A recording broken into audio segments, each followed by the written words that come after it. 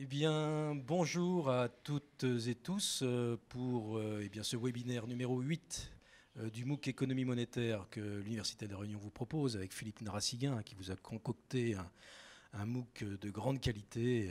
Et je pense qu'au terme de ces 8 semaines passées ensemble, eh bien, vous avez pu apprécier la qualité et la profondeur de ce qui vous a été proposé par Philippe Narassiguin. Alors, Philippe, comment percevez-vous cette dernière semaine? Parce que finalement, on est rentré en profondeur là, Ouais, ouais, dans la connaissance tout des à fait. politiques monétaires non conventionnelles. Comment avez-vous perçu cette semaine?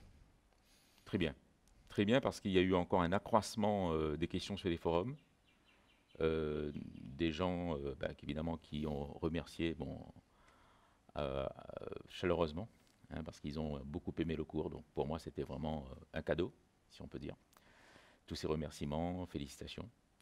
Le nombre de personnes qui se sont inscrites à nouveau sur le cours. Donc vous allez nous dire peut-être quelques chiffres, quelques données statistiques sur ces nouveaux inscrits, qui porte le nombre à plus de 8600, je crois, quelque chose comme ça, près de 8007. Voilà. Alors oui, Donc en fait, moi j'ai très bien ressenti, et puis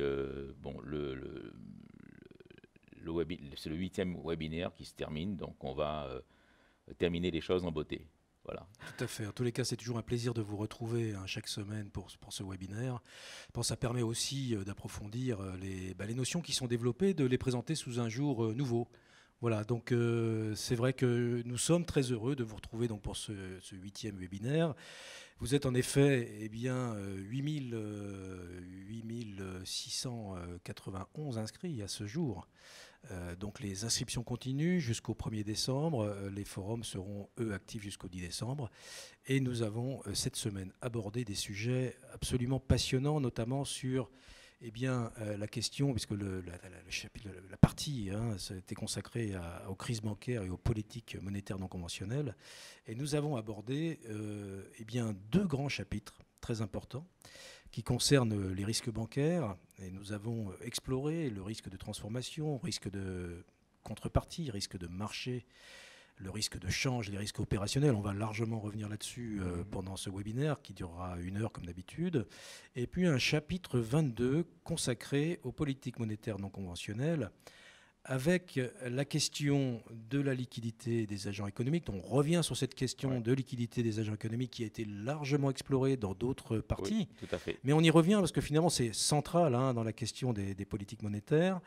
Et puis, les outils qui ont été imaginés par la science économique et qui sont mis en œuvre depuis maintenant de nombreuses années, on y reviendra, notamment la politique du quantitative easing ou d'assouplissement quantitatif, la politique du credit leasing ou élargissement de la gamme des actifs et le forward guidance.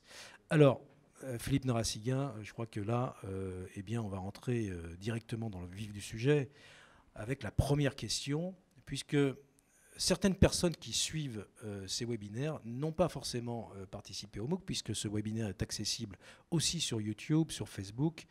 Une question qui va nous permettre de dresser le tableau avant de rentrer Oui. dans les explications plus détaillées, c'est la différence entre politique monétaire conventionnelle et non conventionnelle.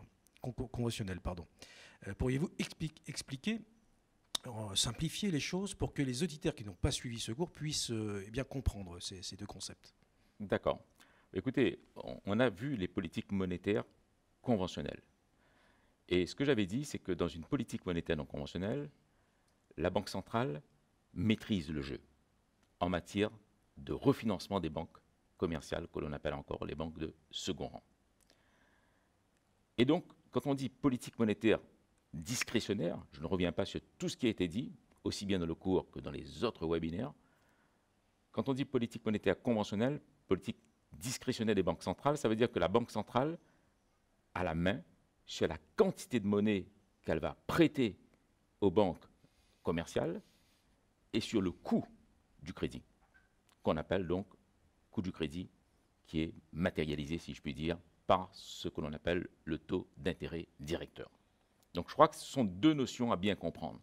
Une banque centrale contrôle le volume de monnaie qu'elle prête aux banques commerciales, et elle contrôle bien sûr le taux d'intérêt, le coût du crédit pour les banques commerciales. Lorsque on passe aux politiques monétaires non conventionnelles, vous savez que c'est issu de la crise bancaire de 2007 qui se poursuit depuis 13 ans. On est donc dans une nouvelle époque, dans un nouveau paradigme, si je puis dire. Les banques centrales qui avaient dit au départ, non, non, vous allez voir, ça va durer que quelques temps, sans préciser quelle était la durée de ce temps, on y est depuis 13 ans. Et donc, les choses se sont renversées. Les banques centrales ont perdu la main sur l'aspect discrétionnaire. Ça veut dire quoi, discrétionnaire? C'est à la discrétion d'eux. C'est-à-dire, je fais ce que je veux. Si une banque commerciale, on l'a vu la semaine dernière, si une banque commerciale me demande 1 milliard d'euros, moi je dis non et je lui donne que 500 millions d'euros. Si une banque commerciale voudrait avoir un taux d'intérêt de 1%, moi je dis non et je me permets d'augmenter les taux d'intérêt à 3%. Pour l'ensemble, bien sûr, directeur, bien sûr, à 3% pour l'ensemble des banques commerciales. Et là, avec les politiques monétaires non conventionnelles, comme les banques sont en crise de liquidité, ce sont les banques qui dictent, au fond, leurs lois à la Banque centrale. Donc, la politique monétaire, qui est une politique discrétionnaire de la part de la Banque centrale, n'existe plus. Quand vous dites que les banques commerciales, les banques de second rang, donc, Oui. dictent leur politique à la Banque centrale, est-ce qu'on pourrait détailler, parce que qu'est-ce que vous entendez par ça? Tout à fait. Alors, je vais justement détailler les aspects de cette... Alors, je le dis avec un mot un peu fort, c'est vrai, mais c'est réel. C'est un mot fort quand même. Mais c'est réel. Oui. Parce qu'aujourd'hui, la politique monétaire non conventionnelle consiste à accorder aux banques commerciales le montant de crédit qu'elles veulent. Sans limite. Sans limite, ce qui est contraire, bien sûr, à non seulement l'esprit, mais à la lettre de la politique monétaire. C'est pour ça qu'on l'appelle discrétionnaire. Deuxièmement, les banques centrales, notamment aux États-Unis et dans la zone euro, ont établi un taux d'intérêt directeur de 0%, le principal taux d'intérêt sur les opérations principales de refinancement. D'accord?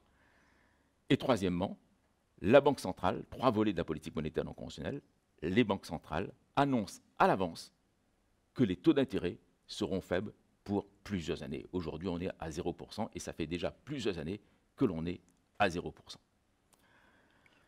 Par conséquent, pour répondre à votre question, pour simplifier les choses pour les personnes qui n'ont pas pris le cours, et faire des rappels, bien sûr, oui, pour les personnes qui ont pris le cours, bien sûr, mais aussi pour les personnes qui, comme vous le disiez, suivent les webinaires sur les réseaux sociaux, Facebook, YouTube notamment.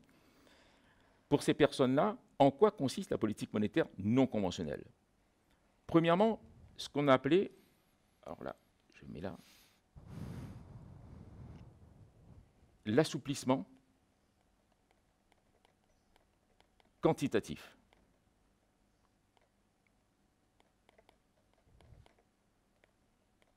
En anglais, on dit, je vais le dire oralement, mais pas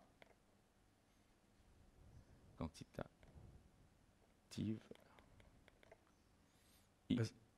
L'assouplissement quantitatif, excusez-moi, assouplissement quantitatif. Attendez, je vais le remettre en français. Le fameux quantitative easing dont nous avons parlé. Easing. Donc nous avons parlé tout à l'heure. Quantitatif. Voilà. Assouplissement. Le fameux quantitative easing. Quantitative easing, je ne vais pas dire le mot en anglais, ce n'est pas la peine. Ça consiste à quoi? Ça consiste à dire aux banques commerciales de combien d'argent vous avez besoin. Imaginons toujours que vous êtes le Crédit Agricole, que je suis la Société Générale, vous dites 2 milliards d'euros. La Banque Centrale Européenne lui, vous dit d'accord. Si moi je demande 3 milliards d'euros, la Banque Centrale Européenne me dit d'accord. C'est un refinancement illimité des banques commerciales. On donne aux banques commerciales, on prête aux banques commerciales le montant d'argent qu'elles désirent. Ça, c'est la première. Le premier grand changement, si on peut dire. Deuxième grand changement, l'assouplissement qualitatif.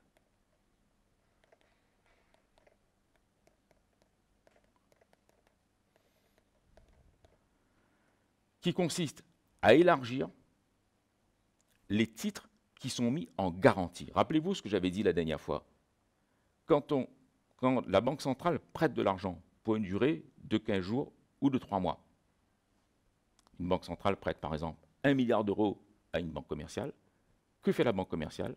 La banque commerciale transfère des titres qu'elle met en garantie pour un montant de 1 milliard d'euros à la Banque centrale européenne.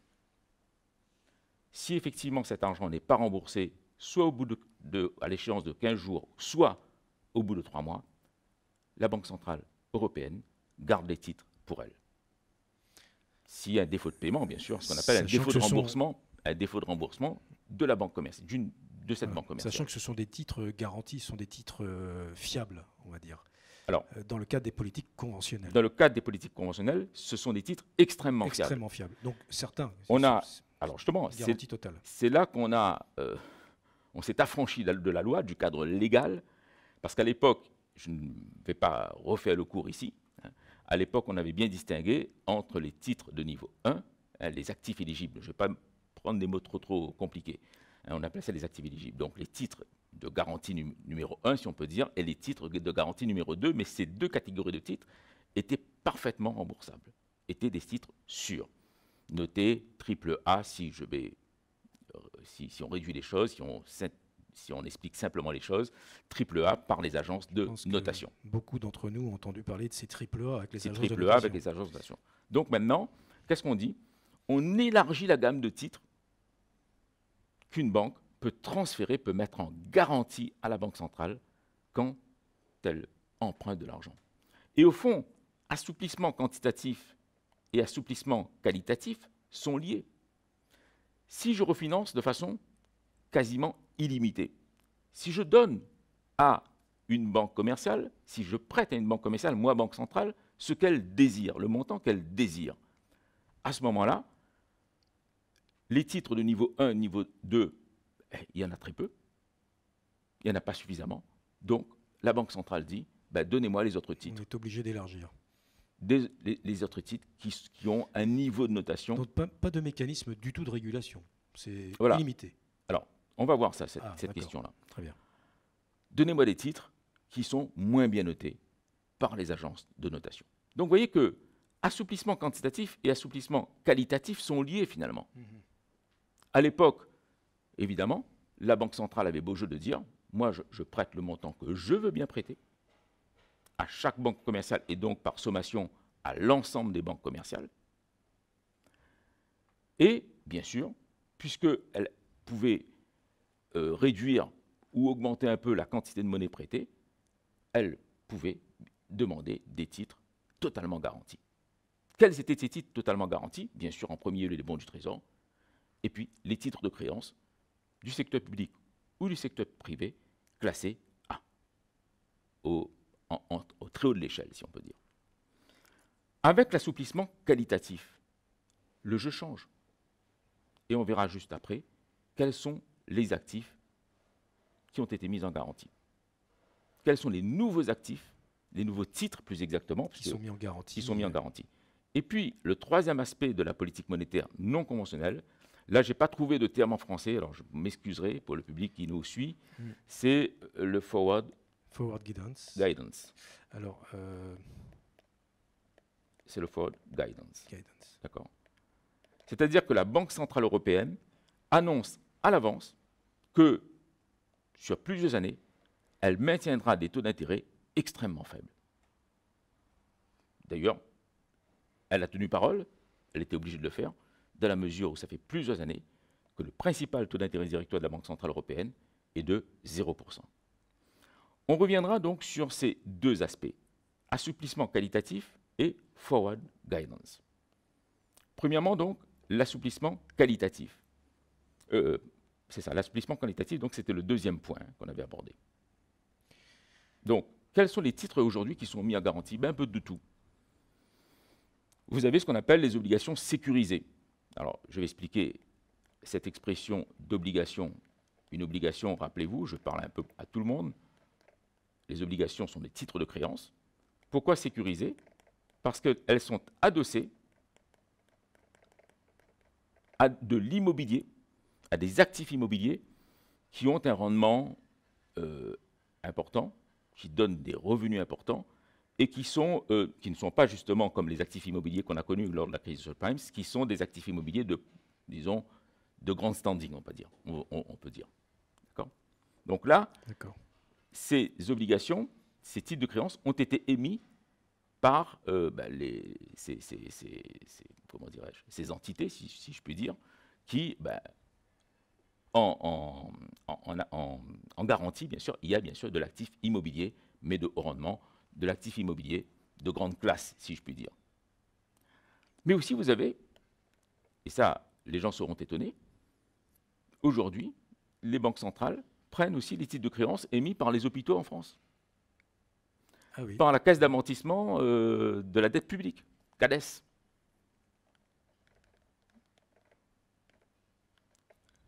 Par les hôpitaux. Par les collectivités territoriales. Des régions, par exemple. D'accord. Qui émettent des titres. Donc, qui émettent des titres, évidemment, de qualité, de qualité moyenne, on va dire.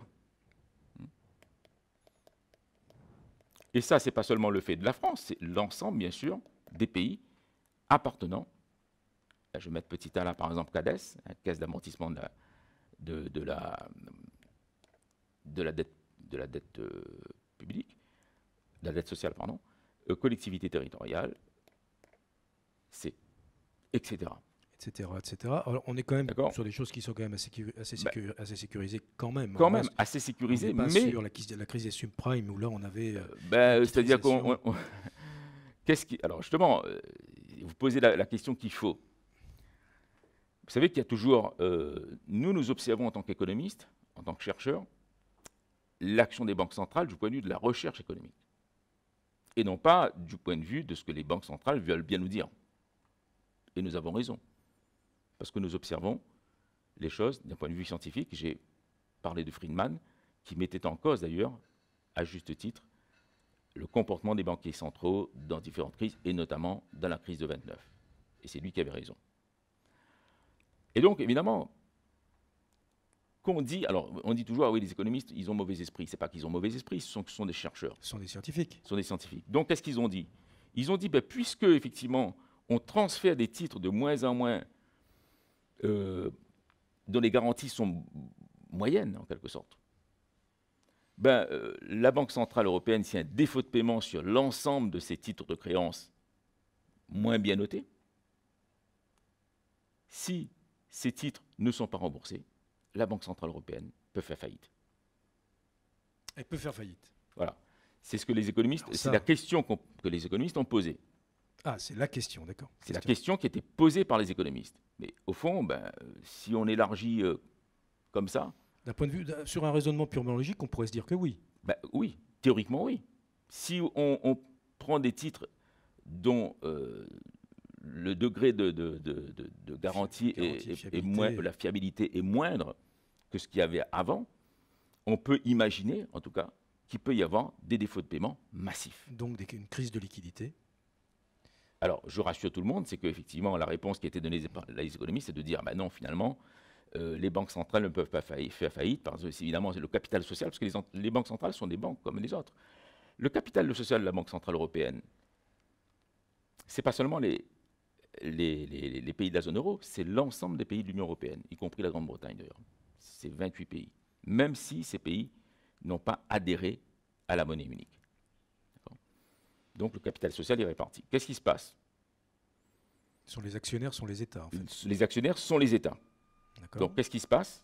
À ce moment-là, la Banque centrale peut faire une augmentation massive de capital social par l'intermédiaire, Christophe, de nos impôts. Et voilà, la boucle est bouclée. Et la boucle est bouclée. Donc les économistes se sont rendus compte que finalement, c'était très compliqué pour une banque centrale de faire faillite, parce qu'il y avait le contribuable. Voilà. Qui va remettre... Si la machine économique fonctionne et que... Voilà, il y a le contribuable. Il y a le contribuable et pour l'instant, il est toujours là. Il est toujours là, le contribuable. Il est toujours présent, le contribuable. Vous voyez, c'est différent. Et c'est pareil pour l'État, etc. Le contribuable est toujours là. En cas de mauvaise gestion... Finalement, c'est le contribuable qui garantit oui, globalement mauvaise gestion des... la liquidité ou la mauvaise gestion éventuelle oui, d'ailleurs, qui pourrait être faite. Regardez, on s'est affranchi, nous, je dis nous la France, mais aussi d'autres pays d'Europe du Sud, des ratios de Maastricht, la dette publique augmente, ben, c'est bien sûr remboursé par les contribuables. Et donc la pression fiscale augmente bien évidemment. Voilà. Donc est-ce que là, j'ai fait à peu près le tour de ce qu'on pouvait dire sur cet assouplissement qualitatif qui est lié finalement à l'assouplissement quantitatif. Est-ce que c'est clair ou est-ce que vous avez des questions à poser? Je pense qu'on peut peut-être prendre un autre exemple pour illustrer. Est-ce que vous prenez cet exemple dans le cours de la crise grecque, par exemple, Oui. qui est un exemple justement de risque sur l'élargissement de la gamme d'actifs qui sont un peu plus risqués, par exemple. Alors, la crise grecque, c'est différent parce que ça, c'est vraiment les bons du Trésor eux-mêmes qui n'étaient plus remboursables par l'État grec. C'est ça, donc La dette publique, les titres qui étaient classés A, justement, dans l'ancienne classification, ce qu'on appelle les actifs éligibles de niveau 1, niveau 2, c'est pour ça que je préfère ne pas parler de façon très compliquée. Donc, les bons du Trésor étaient considérés comme des actifs totalement garantis en matière de remboursement. C'est ça. On ne mettait pas en cause les États en matière de remboursement de leurs propres dettes.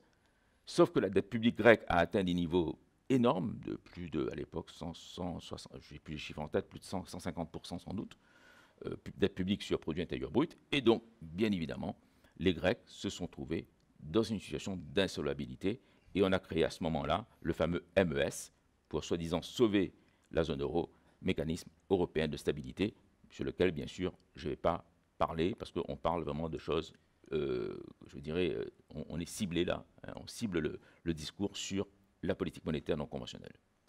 Voilà. Alors, après, vous avez le troisième volet, c'est le forward guidance. On y reviendra peut-être un peu plus tard sur le maintien d'un taux d'intérêt très bas. Hein, alors pourquoi? Alors ça c'est intéressant de savoir pourquoi on maintient, pourquoi on annonce, parce que c'est un effet d'annonce. C'est un effet d'annonce. Oui, c'est pas un effet d'annonce, c'est une annonce de la Banque centrale pour dire le forward guidance c'est quoi? C'est j'annonce quelque chose que et évidemment j'ai intérêt à tenir parole, mais là ils sont obligés de tenir parole bien sûr, pour influencer le jeu des banques et des agences économiques. Si j'annonce que mon taux d'intérêt est de 0% comme ils l'ont fait, je parle de la Banque centrale européenne, ou faible, ils annoncent toujours très faible, mais là on sait très bien que depuis quelques années c'est des 0%.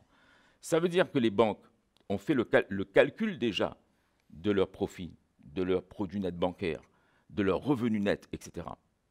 Les banques savent très bien qu'elles vont prêter, qu'elles vont faire des crédits, notamment immobiliers, à des taux extrêmement faibles. Donc les ménages, anticipant justement cette politique, cette nouvelle politique des banques commerciales, vont emprunter beaucoup plus en matière de crédit immobilier, par exemple. Donc c'est toujours, les politiques de forward guidance, c'est pour influencer le jeu des acteurs. C'est ça.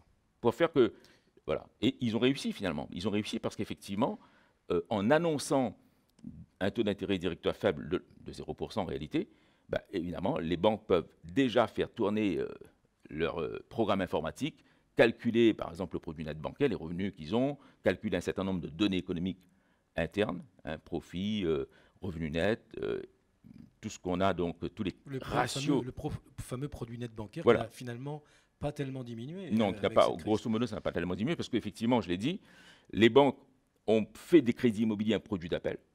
Donc, tout le monde a fait de la concurrence exacerbée sur les taux des crédits immobiliers, mais par contre, sur les crédits, les crédits personnels, les prêts personnels, pardon, ou les crédits consommation, crédits d'équipement, etc., là, les taux, crédits voiture, là, les taux d'intérêt sont beaucoup plus élevés. Ils sont beaucoup plus élevés, ou les crédits et puis, ils ont compensé aussi par les commissions, ils ont compensé aussi par les revenus placés, que les banques placent, hein, les titres pour leur propre compte, bien sûr, qui sont placés, et dont elles retirent des revenus. Voilà. Mais je crois qu'on va parler de tout ça par la suite. On va parler de tout ça. Alors, il reste quand même un point qui est abordé dans les forums, d'ailleurs, et merci aux personnes qui posent les questions sur les forums. Je pense que ça alimente énormément ces discussions lors du webinaire. Ouais. On parle beaucoup dans les médias de ces fameux programmes de rachat d'actifs par la BCE. Est-ce qu'on pourrait en parler? Oui, mais c'est ça en fait. Voilà. C'est ça, c'est-à-dire qu'on a élargi, c'est ça les programmes. Alors là, je le mets, voilà, je le mets en. Appelle les rachats d'actifs. Voilà, je le mets en rouge. Tout ça, c'est justement les fameux programmes. La Banque centrale, j'ai regardé les années, hein, 2016, 2017, 2018, etc. Et en fait, à chaque fois, mensuellement, par exemple, pour 1 an ou pour 6 mois ou pour quelques mois seulement, la Banque centrale lance des programmes d'achat d'actifs. Donc, elle dit, voilà, moi, entre, par exemple, 2016 et 2017, entre avril 2016 et avril 2017, je vais racheter ou acheter chaque mois pour 60 milliards d'euros. 60 milliards d'euros sur 12 mois, ça fait quand même 720 milliards d'euros qu'on injecte en matière de liquidité dans les banques. C'est pas négligeable. C'est pas négligeable sur une année. Vous avez même des annonces, par exemple, de 80 milliards d'euros par mois, sur 6 mois, 7 mois, 8 mois. Donc ça fait à chaque fois des injections de liquidité. Et ça, justement, c'est le programme d'achat d'actifs. Le fameux programme de rachat d'actifs. D'achat d'actifs, ouais. Dont on entend souvent parler. Oui, souvent, ceux qui lisent en France, ceux qui lisent la presse économique comme Les Échos, par exemple, enfin, je me permets de citer quelques journaux, effectivement, il y a toujours... Journaux économiques. Voilà, des journaux économiques, il y a toujours ces termes un peu difficiles à comprendre pour les personnes, ce qui est logique parce qu'on ne fait pas assez de pédagogie économique, malheureusement, et les gens pensent que c'est très compliqué. En fait, non, c'est pas compliqué, il faut savoir simplement l'expliquer de façon claire. Voilà. Il faut suivre votre cours. Comme ça, tout le monde comprend. Ben, je pense que les personnes, bon, on en dira un mot peut-être à la fin. Un petit peu à la fin. Alors, pour les personnes qui nous suivent bien sûr en live, puisque nous sommes en live, vous pouvez poser des questions dès maintenant sur Facebook ou sur le Zoom. Si vous êtes connecté sur le webinaire Zoom, vous avez la possibilité de poser des questions. Et comme à chaque fois, nous répondrons à vos questions sur la fin de ce webinaire. Alors, Philippe Narassiguin, nous allons aborder une autre question, toujours issue des forums, une synthèse lorsqu'on prépare cette émission, de ce qui ressort de vos questionnements. Alors, lorsqu'on parle des risques bancaires, vous dites dans votre cours que la volatilité des titres affecte les banques. Alors, comment cela est-il possible? La volatilité des titres affecte les banques. Oui. Quand on parle de ça, les gens, quand on dit la volatilité des titres, on pense tout de suite à la bourse. Qui dit bourse dit marché financier. Rappelez-vous, les marchés de capitaux sont cloisonnés. Et j'avais dit à ceux qui prennent les cours, qui travaillent sur les questions monétaires, bancaires, financières, de vraiment, à chaque fois, de donner les définitions exactes pour chaque catégorie de marché. Parce qu'il y a différents marchés de capitaux. Ce dont vous parlez, c'est évidemment le marché financier, la bourse, où sont cotés les titres, à savoir les actions et les obligations. Alors pourquoi souvent on dit, bah oui, mais la volatilité, le risque c'est pour nous les ménages. C'est pour les fonds d'investissement qui peut-être achètent des titres, qui spéculent, si on peut dire, sur les marchés de capitaux. Et puis évidemment, quand les titres diminuent fortement, il peut y avoir même des krachs boursiers. À ce moment-là, le patrimoine des agents économiques, par exemple des ménages ou des fonds d'investissement qui font beaucoup de spéculation, des sociétés de portefeuille, diminue fortement. Et ça peut être dramatique parce que ça joue sur d'autres paramètres économiques en matière de consommation, d'investissement, etc. Et effectivement, ce que je dis dans le cours, c'est que ça a pu étonner certaines personnes. Je dis que les risques bancaires sont nombreux.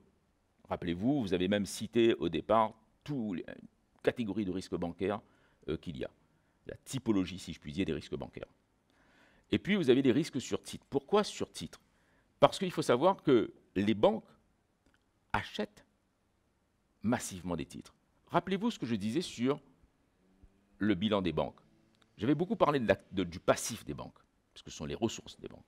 Les dépôts à vue, les dépôts d'épargne, quelle que soit l'échéance, et puis les titres que les banques émettent pour se procurer des capitaux et pour renforcer, bien sûr, leurs ressources, donc le montant des capitaux. Mais les banques interviennent aussi en tant qu'acquéreurs, en quelque sorte, acheteurs de titres sur les marchés financiers, pour leur propre compte. Lorsqu'elles achètent des actions, c'est pour en retirer, bien sûr, une plus-value. Elles peuvent, évidemment, il peut y avoir des moins-values. Lorsque les banques achètent des titres de créance, les obligations, à ce moment-là, les banques espèrent en retirer des revenus qu'on appelle des dividendes. Le problème de l'actif, vous voyez, à l'actif, je vais faire un petit schéma pour que tout le monde comprenne bien cette question de l'actif des banques. Là, je ne suis pas au passif, je suis dans l'actif. Hein. Actif d'une banque commerciale, d'une banque, donc d'une Donc là, on est sur le risque de marché, en fait. d'une banque de second rang. C'est quoi l'actif d'une banque de second rang? On va diviser les choses en deux parties pour que ce soit clair. Bien sûr, puisqu'il y a eu dépôt, on l'avait dit, soyons logiques, il y a en premier lieu les crédits bancaires. Ce sont les créances des banques finalement. Oui. Autant les banques sont endettées de l'autre côté, du côté passif, du côté de tous les dépôts. Non, je ne parle pas des banques centrales, je parle des banques. Les banques centrales, mais elles sont endettées vis-à-vis de la banque centrale, c'est ce que je veux dire, puisqu'elles ont pu obtenir des prêts de façon illimitée, d'ailleurs dans les politiques non conventionnelles. Ah non, là je ne parle pas de politique non conventionnelle, je parle de façon générale. D'accord. Effectivement, les risques bancaires, les risques des banques de second rang, c'est ça en fait dont on parle. Les forums, on en parlait, et donc effectivement, c'est une question qui revient. On va éclaircir cette question. Voilà, l'actif, d'abord en numéro 1, vous avez quoi? Vous avez bien sûr les crédits bancaires. Les crédits rapportent bien sûr des revenus qu'on appelle des intérêts tout simplement. Ce sont les revenus, les intérêts touchés par les banques sur chaque crédit et sur l'ensemble des crédits, bien évidemment. Et puis les banques achètent aussi pour leur propre compte des titres à la bourse. On va dire pour simplifier, à la bourse. C'est plus clair. Parce qu'il y a aussi les titres de créances négociables, etc. Mais on ne parle pas de tous les titres. Donc ces titres, ce sont, bien sûr, ça tout le monde, je crois, tout le monde peut comprendre, des actions et des obligations. Tiens.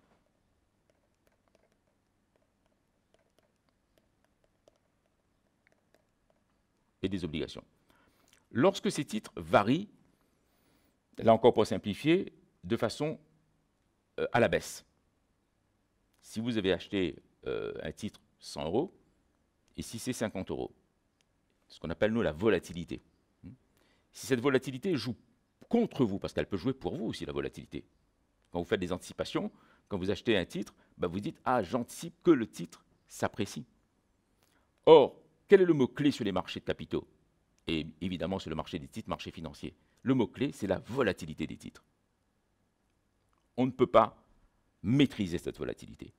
Si effectivement, vous avez anticipé une hausse et que, évidemment, vos anticipations sont mauvaises, à ce moment-là, vous avez une diminution des titres, actions, obligations, du cours des titres, et à ce moment-là, évidemment, les bilans des banques sont impactés négativement. Donc là, dans ce cas-là, la volatilité va jouer contre les banques. Si le cours des actions et des obligations augmente, à ce moment-là, la volatilité joue pour les banques, et les banques ont beaucoup plus de revenus. Et c'est pour ça que les banques sont interviennent massivement sur les marchés de capitaux, aussi bien pour émettre des titres, pour avoir des ressources, mais aussi pour avoir des revenus en achetant des titres. Donc les banques sont émettrices et acheteuses de titres sur les marchés de capitaux. Est-ce que ça va? Oui, je pense que ça c'est... Voilà. Donc la volatilité joue directement sur les comptes, le bilan des banques. Et rappelez-vous que le bilan, c'est quand même des stocks de créances et de dettes. C'est l'optique patrimoniale, bien sûr. Donc, dans ces risques bancaires, cette volatilité, finalement, elle affecte c'est la fluctuation des titres. Hein, c'est la fluctuation des cours des titres. Hein, des cours des titres. Et donc les ménages qui possèdent des titres, eh bien évidemment, subissent ces fluctuations. Ouais. Les banques elles-mêmes les subissent d'ailleurs. Les subissent. C'est ce que vous venez d'expliquer sur les conséquences sur le bilan. Tout à fait. Tout à fait. Sauf que les banques, effectivement, parce qu'elles ont des personnes qu'elles paient très cher, des spécialistes des marchés de capitaux, etc., bah, les banques, aujourd'hui, les revenus de tirer des capitaux des titres achetés par les banques sont importants. Je l'ai dit d'ailleurs en cours. Aujourd'hui, ça constitue un paquet d'argent pour les banques. Il n'y a plus simplement les revenus tirés des intérêts. Il y a 60 ans, si vous regardiez un compte de résultat des banques, on voyait intérêts et un peu les commissions. Aujourd'hui, vous avez revenus. Les revenus des banques, c'est les revenus, bien sûr, tirés des intérêts. C'est les crédits qu'elles... Les crédits accordés aux ménages, aux entreprises. Deuxièmement, les commissions. Et troisièmement, les revenus tirés des capitaux qu'elles achètent, Non, des titres qu'elles achètent. Ça, vous aviez bien expliqué Voilà. la construction Voilà. et les revenus, comment les ressources des banques Voilà. à travers ces éléments-là. Voilà. Alors, Philippe Narassiguin, on arrive donc à une troisième question, toujours issue de synthèse des forums. Vous dites que depuis quelques années, le taux directeur, le taux d'intérêt directeur de la BCE est de 0%. Alors, comment la BCE gagne-t-elle de l'argent ?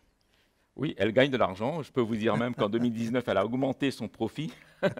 Elle est passée à 2 milliards, Parce que... pratiquement 400 millions de profit net. Tout simplement parce que dans la politique monétaire, lorsqu'elle acquiert des titres, alors évidemment, le taux d'intérêt est à 0%. Donc, lorsqu'elle prête de l'argent sur cet argent prêté, elle ne gagne pas d'argent. Sauf que quand elle prend des titres, vous savez, les banques sont obligées d'apporter des titres en garantie. Des titres en garantie. Et donc là, il y a une masse d'intérêt qui est perçue par les banques. D'accord ? Donc, on va hiérarchiser. Je vais mettre en bleu. Premièrement, bien sûr, ce sont les revenus, on appelle ça les revenus d'intérêt, bien sûr, d'intérêt, donc les intérêts, tirés des titres. Je n'ajoute pas la phrase parce que ce serait trop long. Dans le cadre de la politique monétaire, ça veut dire quoi? Dans le cadre justement de la politique monétaire qui prête de l'argent. La politique monétaire, c'est prêter de l'argent aux banques de second rang. Les banques transfèrent des titres en garantie pour une certaine période. Et là, évidemment, ce sont les banques centrales qui en profitent. Donc, elles retirent des revenus importants quand même. Deuxièmement, les banques centrales ont des réserves de change en dollars, en yens, en livres sterling, etc. Si vous êtes dans la zone euro, évidemment, ce sera les autres devises que vous aurez à gérer. Et donc, ça, c'est important. Les réserves de change en devises étrangères. Malheureusement, le tableau est petit, donc je peux même mettre, donc je vais mettre devises tout simplement. Donc, quand je mets devises, comprenez devises étrangères, bien évidemment. Ces réserves de change en devises étrangères sont placées sur des titres par les banques centrales. Et pas seulement par la Banque centrale européenne, mais aussi par la Banque de France, par la Bundesbank en Allemagne et toutes les banques centrales des pays de la zone euro. Parce que la Banque centrale européenne ne gère qu'une partie des réserves de change des banques centrales nationales. Mais là, je ne vais pas rentrer dans les problèmes de répartition des réserves de change entre les banques centrales nationales et la Banque centrale européenne. Donc, ces réserves de change sont placées sur des titres, des bons du Trésor, des titres de créance d'entreprises extrêmement bien cotés. Et là encore, la Banque centrale retire des revenus.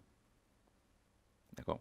Et l'an dernier, pour vous rassurer, Christophe, parce que je voyais que vous étiez un peu angoissé en disant « Ah, mais peut-être que les banques centrales ne gagnent pas d'argent », pour vous rassurer, la Banque centrale européenne a augmenté son bénéfice net qui est passé de 1,5 milliard d'euros en 2010, un peu plus d'1,5 milliard d'euros en 2018 à 2,366 milliards d'euros en 2019. D'accord. Alors, donc, que fait ces fameux bénéfices ou ces fameux... que fait la Banque centrale de cet argent, finalement, la Banque centrale le reverse... alors, là, évidemment, dans la clé de répartition, c'est l'Allemagne qui est le plus gros actionnaire. Dans le capital social de la BCE, donc la partie des profits, comment dirais-je, donc les dividendes qui est reversée, va, selon la clé de répartition, aux différents actionnaires. Aux différents États, donc. Aux différents États. Mais la Banque de France, et puis vous avez aussi les profits des banques nationales, des banques centrales nationales, qui, là, évidemment, va dans la poche, les dividendes vont dans la poche des États. Vous l'avez dit vous-même, les banques centrales ont comme clients les banques commerciales. Donc, c'est des bons clients pour elles, mais ça date de l'histoire des banques centrales. D'autant qu'avec ces politiques monétaires, enfin, avec ces politiques monétaires non conventionnelles, les crédits étant illimités, oui. Pour le coup... alors, je ne rentre pas dans le détail, mais en fait, je ne sais pas si... Bon, les opérations principales de refinancement, l'échéance 15 jours, aujourd'hui, les banques centrales ayant des problèmes de liquidité ne font de plus en plus de crédits sous forme d'opérations de refinancement le plus long terme, où là, il y a un taux d'intérêt positif. Ça s'est inversé, là, vous expliquez dans le cours qu'on est passé, on a complètement inversé la situation. Ah oui, on est plutôt sur du long terme maintenant, sur du long terme, 3 mois. Les ORPLT, voilà, 3 mois. qui représentait 5% dans les politiques conventionnelles. Et maintenant, on est aujourd'hui, bien sûr, de 5%. À l'époque, les opérations principales de refinancement, donc échéance 15 jours, je prête de l'argent à une banque commerciale, la banque commerciale me rembourse 15 jours après. Là, aujourd'hui, ce n'est plus possible. 98% des prêts se font sur 3 mois. On est sur du 3 mois. Donc et là, d'ailleurs, je crois qu'il y a un taux d'intérêt positif, puisque vous me posez la question, sur les opérations principales de refinancement à plus long terme. Donc, vous voyez que ce n'est pas l'argent qui manque, si je puis dire, aux banques centrales. Oui, c'est toujours des questions pour le grand public hein, qui sont assez surprenantes d'ailleurs. Mais moi, je trouve ça très bien parce que finalement, le grand public, il n'y a pas de questions naïves, il n'y a pas de questions ridicules ou sottes. Je trouve justement que les médias auraient dû faire plus de pédagogie économique, ce qu'on ne fait pas en France, c'est vrai, mais, ou peut-être qu'on fait plus en tout cas dans d'autres pays.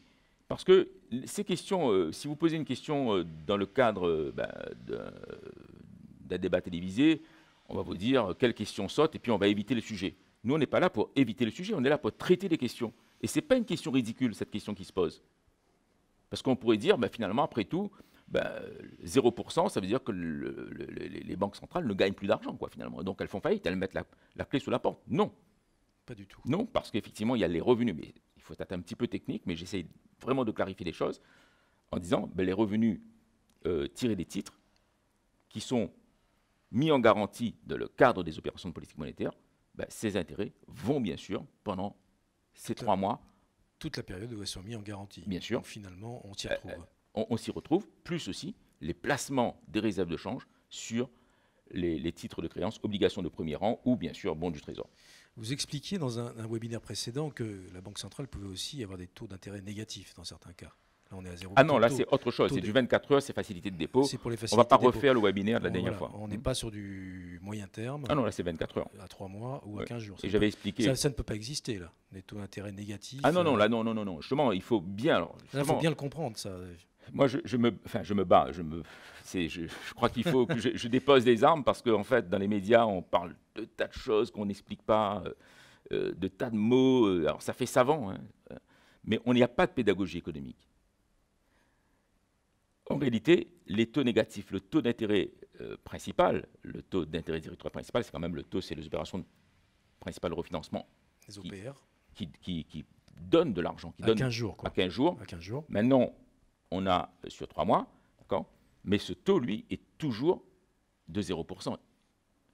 Ça, c'est toujours de 0%, il ne peut pas être en dessous. Non, par contre, sur la facilité de dépôt, là, j'en ai expliqué pourquoi les banques commerciales avaient été sanctionnées par la Banque centrale. Tout à fait. Ça, c'était donc une opération qui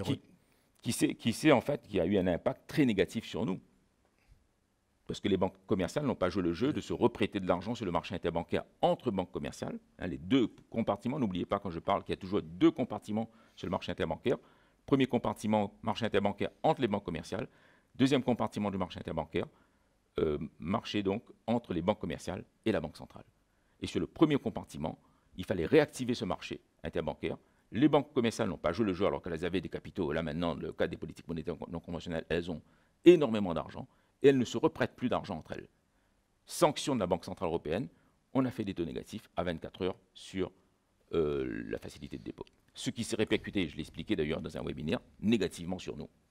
Dans la mesure aujourd'hui où le livret A, mais ça j'ai expliqué pour ceux qui veulent nous suivre, n'oubliez pas que les webinaires sont aussi des ressources importantes. Très bien. Alors Philippe Narassiguin, comme on a un public international, bien sûr pour le public européen, là c'est très clair, donc c'est politique monétaire non conventionnelle. Est-ce que c'est le cas aux États-Unis? Est-ce que c'est le cas dans d'autres pays? C'est le cas aux États-Unis. C'est le cas partout dans le monde Non, il y a 2 grandes zones qui ont été impactées avec la Grande-Bretagne, le Japon, etc. C'est vraiment le monde, on va dire, occidental. C'est le monde occidental. Voilà. Dans les autres pays, évidemment, il n'y avait pas ces questions de... Et puis surtout, ces 2 zones, la zone euro et la zone dollar, si je puis dire, enfin, les États-Unis d'Amérique sont très liés au donc niveau des les autres banques centrales des pays africains ou des pays non, il n'y a pas. Non, mais non, elles n'ont pas l'argent pour acheter des titres. Donc on est sur des politiques conventionnelles. Conventionnelles, bien évidemment. Alors Philippe Narassiguin, moi j'aurais tendance à poser une question parce que finalement ça dure depuis la crise de 2007. Oui. Crise de 2007 qui a engendré la mise en place d'une politique monétaire non conventionnelle qui a permis de maintenir une économie active et donc une forme d'effondrement et aussi forcément derrière, eh bien, ça a des impacts sur le chômage, ça a des impacts sur beaucoup de choses. Finalement, ces politiques monétaires non conventionnelles sont devenues conventionnelles, puisque ça dure de façon illimitée. C'est un peu comme les crédits. Oui, mais tout ce qui est transitoire devient permanent, vous le savez ça. Quand un État vous dit que c'est transitoire, généralement, ça devient. Vous pouvez traduire tout de suite que c'est permanent. Hein. C'est comme on dit toujours, on va baisser les impôts, c'est transitoire, on fait une hausse d'impôts, mais après on va les baisser. Non, non, c'est permanent. Rappelez-vous la CSG en France, on a dit non, non, la CSG c'est pour quelque temps.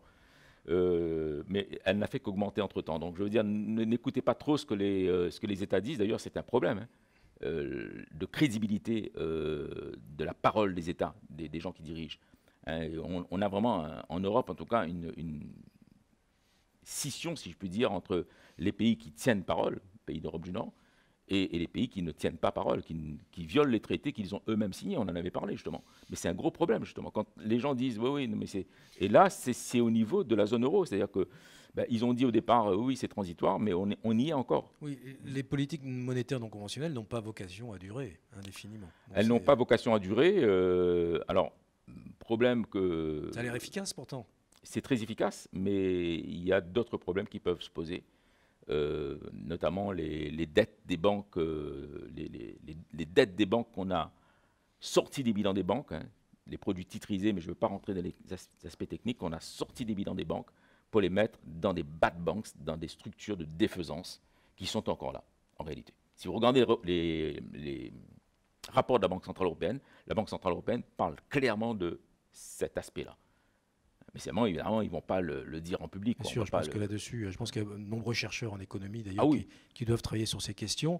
Aujourd'hui, la science économique n'a pas forcément de réponse à apporter sur ces questions. Est-ce que les banquiers centraux eux-mêmes en ont? C'est pas évident. Pas évident. Donc on n'a pas finalement de visibilité. On n'a pas de visibilité. On gère au jour le jour, en se disant bien qu'un jour, on sortira des politiques monétaires conventionnelles, non conventionnelles pour repartir à la politique monétaire conventionnelle. Je vous signale d'ailleurs qu'en Allemagne, ils ont porté plainte. Hein, contre les aspects de la politique monétaire non conventionnelle, notamment ces actifs plus risqués, qu'on a mis en garantie. La cour de Karlsruhe en Allemagne, j'espère que je prononce bien l'allemand, finalement a tranché en faveur de l'État. Mais les citoyens allemands, là-bas, évidemment, dans ces pays-là, les gens sont très tournés vers l'économique, et les citoyens allemands, donc il y avait des associations, des organismes pro-contribuables allemands, si on peut dire, qui ont porté plainte contre les aspects de la politique monétaire non conventionnelle, en disant on s'est affranchi du cadre légal. Nous, on ne le fait pas en France parce que, bon, c'est pas dans nos habitudes. C'est pas dans notre culture de plainte contre l'État. Oui, tout à fait. On n'a pas la culture d'aller porter plainte contre la Banque centrale. Voilà. Ça reste mystérieux pour beaucoup d'entre nous. Philippe Narassiguin, le temps passe et nous sommes arrivés à une phase de ce webinaire. Oui. On va pouvoir poser des questions. Donc, je propose aux personnes qui nous suivent en live de poser des questions. Il y a déjà une question qui nous a été relayée par Joël Brunet-Malbrand qui est à distance. Donc je vais vous la poser ici. Attendez, je cherche sur mon petit téléphone. Voilà. Les États voient leur taux d'endettement fortement progresser pendant cette pandémie. À votre avis, à l'issue de la crise sanitaire, quels seront les leviers d'action possibles des États pour réduire cette dette ? Deux leviers d'action essentiellement. On vend les actifs réels de l'État. Alors, je ne sais pas, moi, je n'ai pas fait le calcul, par exemple, si on prend la France, on peut dire la même chose pour les pays super endettés comme l'Italie, l'Espagne, la Grèce, le Portugal, par exemple. Je n'ai pas fait le calcul, mais ça existe de toute façon, le patrimoine immobilier français, le patrimoine foncier de l'État. Je parle, quand je dis français, c'est de l'État, bien sûr, hein, qui appartient à l'État. Déjà, on peut dire qu'on peut vendre aussi les bijoux de famille, par exemple, pour premier levier. Les États se débarrassent de leurs actifs, immobiliers et fonciers notamment, par exemple. Bon. Deuxième levier qui est beaucoup moins acceptable pour nous, c'est l'augmentation d'impôts, bien évidemment. Et là, la marge de manœuvre, le problème, c'est que la marge de manœuvre est extrêmement étroite, parce qu'on est arrivé à un plafond en matière de pression fiscale sur les classes moyennes, quelles que soient les différentes il y a trois catégories de classe moyenne, mais quelles que soient les catégories de classe moyenne à laquelle on appartient, il y aura sans doute une pression fiscale beaucoup plus forte, encore. Malheureusement, ce qui va déprimer la consommation, s'ils le font, et bien sûr l'investissement des entreprises. Les gens, ils auront moins d'argent, ils vont moins consommer, les entreprises vont licencier encore plus. D'ailleurs, on a les chiffres qui sont donnés pour la France, et je pense que c'est pas d'autres pays aussi qui sont dans la même situation que nous. Les chiffres ne sont pas bons. On parle déjà de 900 000 chômeurs de plus, de 1 million de chômeurs de plus, suite à la crise, à la pandémie, Covid-19. On verra entre le mois de mars, où le confinement a été décrété, hein, on va dire autour du 15 mars, et au 15 mars prochain, l'INSEE va probablement publier les chiffres comme d'habitude. Bon, c'est normal avec les soins apportés en matière de traitement statistique. L'INSEE va publier les chiffres beaucoup plus tard. Et sans doute, on aura une idée assez exacte au mois de juin, juillet 2021, on va dire, sur à la fois l'impact sur les contribuables, mais aussi les faillites d'entreprise. Donc voilà, pour répondre à la question, il y a 2 leviers, effectivement, de désendettement de l'État. Alors, il y a merci à la personne qui a posé la question. Il y a un complément à cette question, donc posée par cette personne. Quel serait le sens philosophique d'un éventuel effacement des dettes, même partielles, des banques de second rang par la BCE?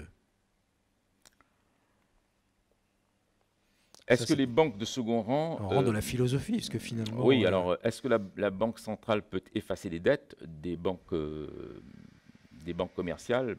Pour l'instant, elles ne l'ont pas fait vraiment. Elles ont appliqué des politiques monétaires non conventionnelles. C'est pour ça que la question est posée, parce que j'ai parlé tout de suite des structures de défaisance où les dettes des banques issues de la crise des subprimes et de l'ensemble des produits titrisés, ces dettes des banques c'était des créances pour les banques à l'époque, parce qu'elles avaient des titres. Or, ces titres n'ont pas été remboursés, rappelez-vous, lors de la crise des subprimes. Et ces titres sont là dans les... Je pense que beaucoup d'entre nous, parce que évidemment beaucoup d'entre nous, un grand public, se sont posé des questions à cette époque-là. On a craint un effondrement bancaire, et finalement, grâce à ces politiques monétaires non conventionnelles, on a réussi à, disons, sauver l'essentiel. Mais le sens philosophique, ça serait quoi? De se dire qu'on efface la dette, c'est quelque chose de possible? Enfin, finalement, pour un scientifique, est-ce que c'est même envisageable une dette, est-ce qu'elle peut être effacée? Difficilement. Difficilement, parce qu'après, il y a des répercussions. Bon, par exemple, on dit, je prends un exemple, la dette publique des États. Vous avez tout le temps dans les médias, sur les réseaux sociaux, partout, oui, simple, hein, slogan, qu'on efface la dette, on ne rembourse plus la dette publique, que la France ne rembourse plus la dette publique. Oui, mais le problème, c'est que plus de 60-65%, je crois, de la dette publique française est détenue par les étrangers. Et oui. Or, nous, on est un très, très gros emprunteur en France sur les marchés de capitaux. On a besoin d'argent. Et donc, l'État français emprunte énormément. Si, effectivement, cette décision était prise d'effacer la dette de la France, les États étrangers, les investisseurs étrangers, les fonds d'investissement étrangers ne boycotteraient complètement la France en matière de prêts, de souscription de bons du Trésor, donc de prêts, parce que c'est un prêt, on prête finalement son argent. Quand on souscrit un bon du Trésor, on se prête son argent. Oui, et donc, les répercussions seraient terribles. Parce qu'on a un niveau de dette publique dont les plus de 60%, à un moment donné, c'était même les 2 tiers de la dette publique française qui étaient détenus, je crois que c'est à peu près le même pourcentage, à quelques pourcents près, détenus par les investisseurs étrangers. Donc c'est redoutable. Donc c'est finalement difficilement envisageable, c'est même pas... c'est très très difficilement envisageable.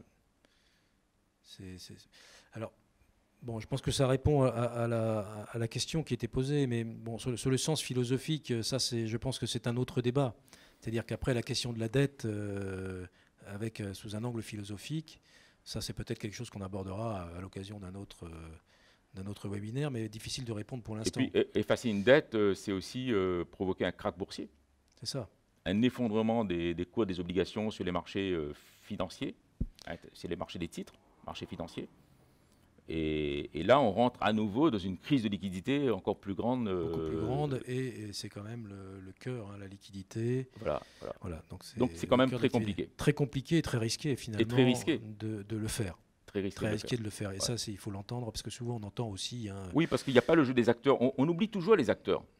Le problème, c'est que quand on fait des grands slogans comme ça dans les médias ou les gens qui parlent ou sur les médias sociaux, le problème, c'est que derrière, il y a des acteurs qui ont, rappelez-vous par exemple, des emprunts russes.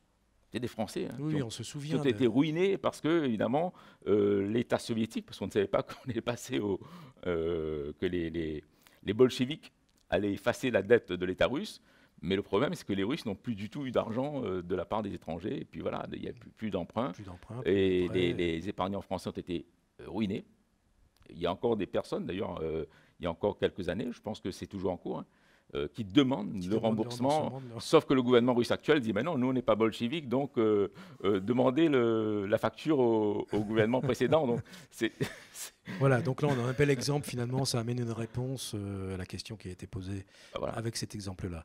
Alors Philippe Narassiguin, il est déjà bien avancé ce webinaire, puisqu'il est 15 h pour nous, ici à La Réunion, puisque cette émission se déroule en direct depuis l'île de La Réunion, cette petite île qu'on peut localiser pas très très loin de l'île Maurice, de Madagascar. Donc on est très heureux de pouvoir avoir un public international, tout à fait. avec bien évidemment une grande partie de public français, pas loin de 47%, et puis un public international que l'on remercie de suivre ce MOOC.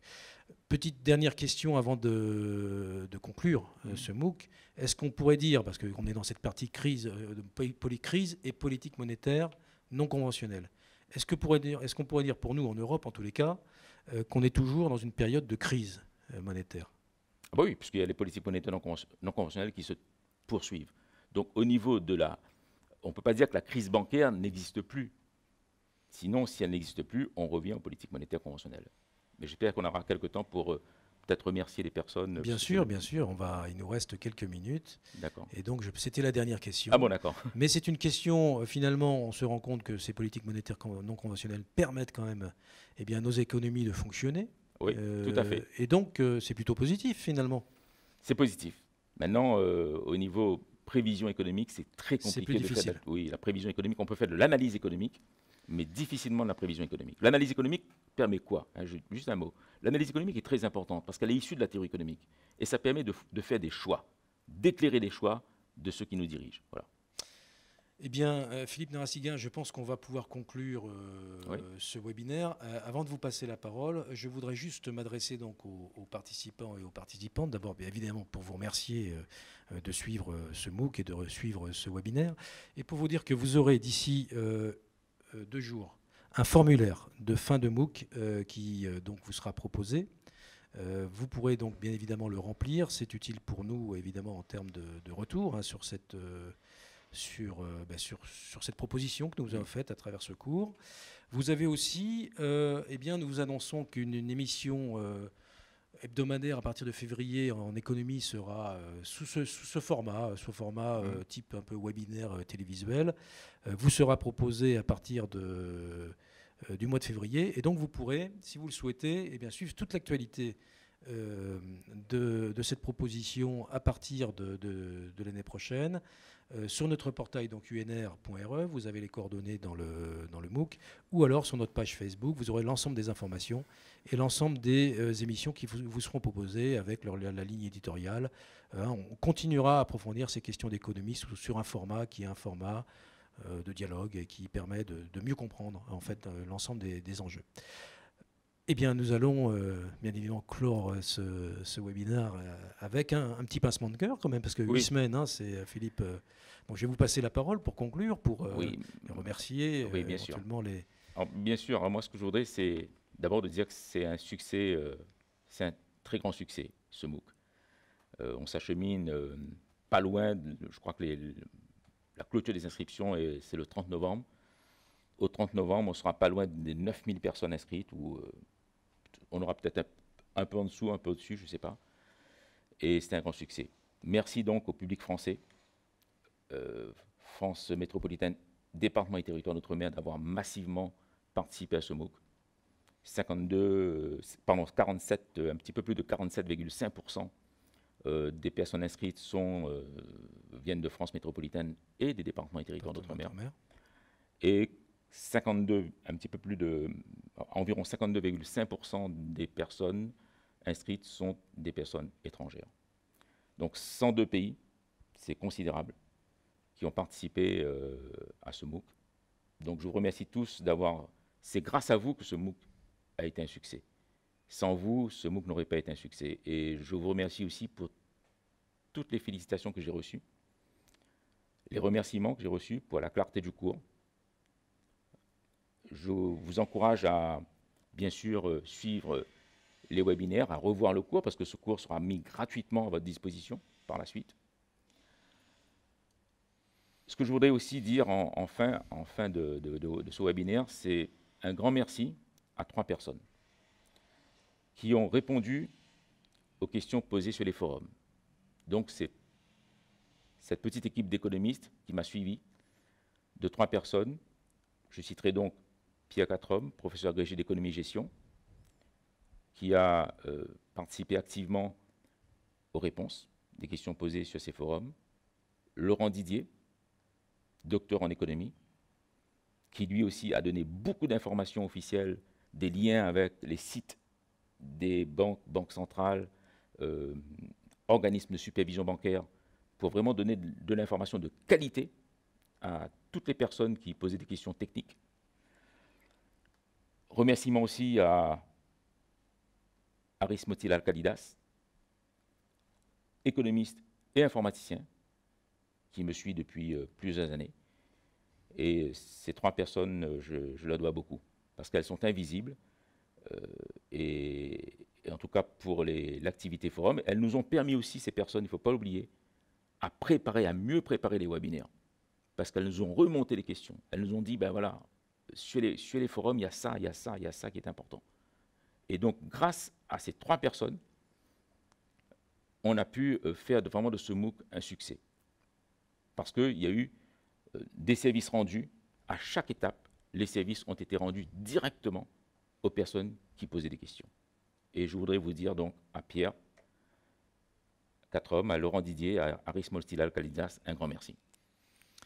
Merci Philippe, et j'en profite aussi, puisqu'on est dans la phase des remerciements, pour remercier l'ensemble de l'équipe de production, parce que une telle production, entre de l'idée jusqu'à sa réalisation, jusqu'au jour que l'on connaît aujourd'hui, la 2019 jusqu'à la clôture d'aujourd'hui, beaucoup de personnes ont participé à l'élaboration de ce MOOC, et je tiens à remercier Ilias Timol, Emmanuel Ponce, Jean-François Février, Didier Sébastien, Eric Esnault, Laurent Février, Anne Cor, Béatrice Mandrin, Véronique Sébastien, Joël Brunet-Malbranc, qui transmet toutes vos questions pour ce MOOC là, actuellement, qui nous suit donc en live.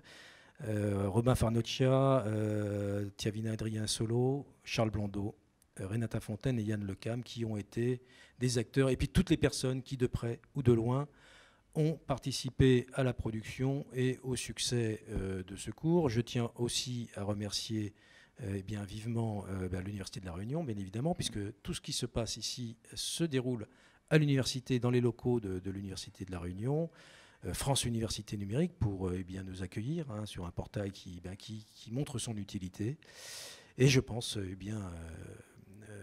Philippe Narassiguin, qu'on va pouvoir clore. Je vous donne le mot de la fin. Juste un dernier mot. Je crois que ce que vous avez dit, Christophe, est important. Christophe m'a proposé très amicalement de vous accompagner pédagogiquement toutes les semaines sur différentes questions économiques qu'on choisira, que je choisirai, que évidemment on verra quelles questions. Le format, ce sera sans doute peut-être une demi-heure, peut-être 1 heure, on ne sait pas encore le format, donc on le mettra gratuitement. Toutes ces causeries économiques, ces dossiers, je ne sais pas comment vous allez l'appeler, Christophe. Donc toutes ces milliers de personnes qui nous ont suivis, vous pourrez à nouveau nous suivre sur l'Université numérique de La Réunion. Donc voilà, j'ai accepté la proposition de Christophe. Et Christophe, je dois vous dire que je suis heureux de revenir l'année prochaine avec vous. Eh bien, je vous en remercie, Philippe. Et puis, donc, dans ce cas, je vous propose de donner rendez-vous aux personnes qui nous suivent, soit en direct, soit en différé. L'année prochaine, vous aurez les informations, je le répète, sur la page Facebook de l'Université numérique de La Réunion. Et on peut dire à très bientôt, dans ce cas. À très bientôt. À très bientôt, Philippe. À très bientôt. Et merci encore à toute l'équipe, et notamment à toute l'équipe de production qui est là derrière la régie, derrière les caméras, mais qui nous suit. Et merci vraiment infiniment pour votre soutien dans cette production. À très bientôt, à toutes et tous.